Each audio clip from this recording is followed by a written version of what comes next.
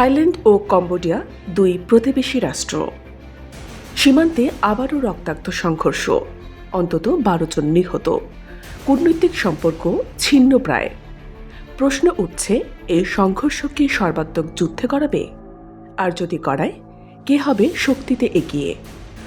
বিতর্কের কেন্দ্রে খামার হিন্দু মন্দির প্রাসাহ বিহার। 2008 সালে কম্বোডিয়া মন্দিরটিকে ইউনেস্কোর বিশ্ব ঐতিহ্য হিসেবে স্বীকৃতি দিতে চাইলে থাইল্যান্ড তীব্র আপত্তি জানায়। তারপর থেকেই রক্তক্ষয়ী সংঘর্ষ চলছেই।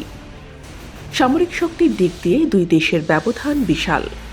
থাইল্যান্ডের সেনা সংখ্যা 3,61,000, কম্বোডিয়ার সেনা মাত্র 1,20,000।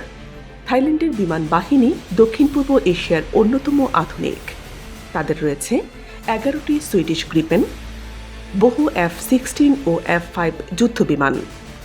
কম্বোডিয়ার কাছে কার্যত যুদ্ধবিমান নেই, ট্যাঙ্কেও বিশাল ব্যবধান। থাইল্যান্ড 60টি আধুনিক VT-4, পাশাপাশি শত শত পুরনো মার্কিন ট্যাঙ্ক।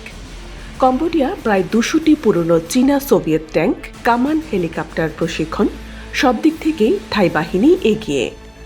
থাইল্যান্ডের সবচেয়ে বড় শক্তি হল আন্তর্জাতিক মিত্রতা। যুক্তরাষ্ট্রের মেজর নন ন্যাটো অ্যালাই কোবরা গোল্ডের মতো মহড়ায় নিয়মিত অংশগ্রহণ। নিজস্ব অস্ত্রশিল্প গড়ে তুলেছে তারা ইসরায়েল, চীন, রাশিয়া ও ইতালির সহায়তায়।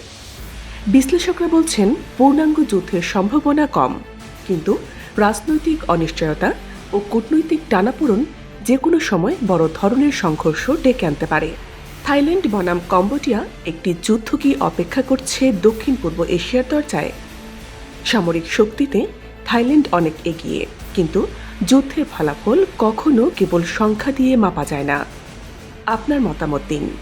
আপনি কি মনে করেন এই সংঘর্ষ থামবে না, বরং বড় যুদ্ধে রূপ নেবে?